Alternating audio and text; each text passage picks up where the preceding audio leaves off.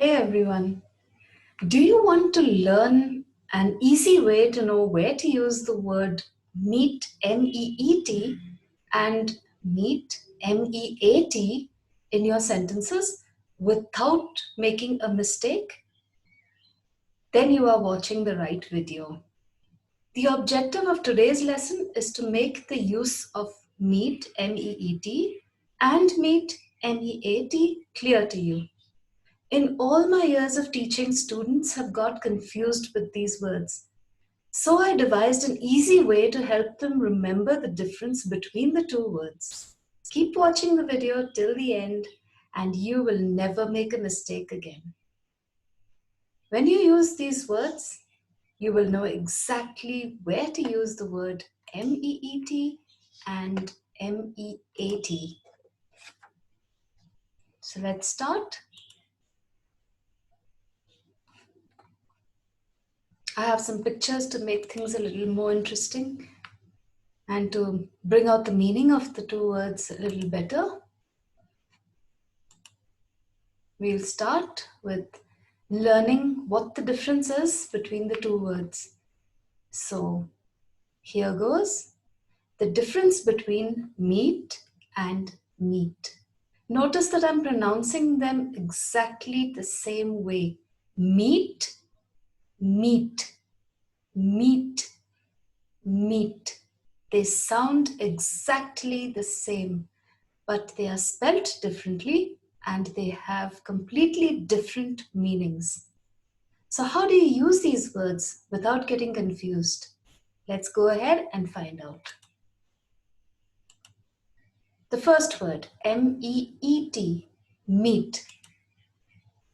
What is the meaning of meet? Meet means arrange or happen to come into the presence of someone. For example, look at the picture. I'm making a sentence about that picture. We had to meet in the lounge and discuss our plans. See how I use the word meet. We had to meet in the lounge and discuss our plans. Okay? That means we had to come in the presence of other people. I can also say, she asked me to meet her so that she could show me what she had designed. MEET again. When I meet my grandmother, I show her the photographs of all my school events. MEET again. I'm so pleased to meet you, Mr. White. Again, it's MEET. The two boys meet outdoors and do their homework together. MEET, meet. And now, what does the second word mean and how do you use that one? MEAT, slightly different, isn't it? Instead of having two E's, you have one E and an A in the place of the second E. So what does meat mean? Meat is the flesh of an animal or person. Why am I saying person? Let me explain. Meat is the flesh of an animal because we eat the flesh of animals, right? We can also say it is the flesh of a person because if I had to make a sentence like this, you need some more meat on your bones. Okay, I can say something like that and I would mean the meat, the flesh of a person. I'm not eating the flesh of a person, but I can still use the word meat, MEAT, because meat is flesh. Doesn't have to be flesh that you eat, but it means flesh. That's meat. Meat can be any meat. It can be the meat of a cow, of a buffalo, of a pig, of so many various animals. A chicken. The meat in the hamburger makes it so tasty. MEAT this time. This is my favorite meat dish. MEAT.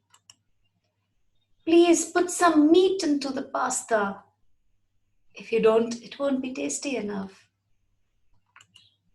They will barbecue some meat tonight. MEAT again. I'm sorry. A simple way to remember which word goes where. This is my trick. MEAT, that second word that you saw, had EAT in it. Did you notice? The first word had two E's, MEET.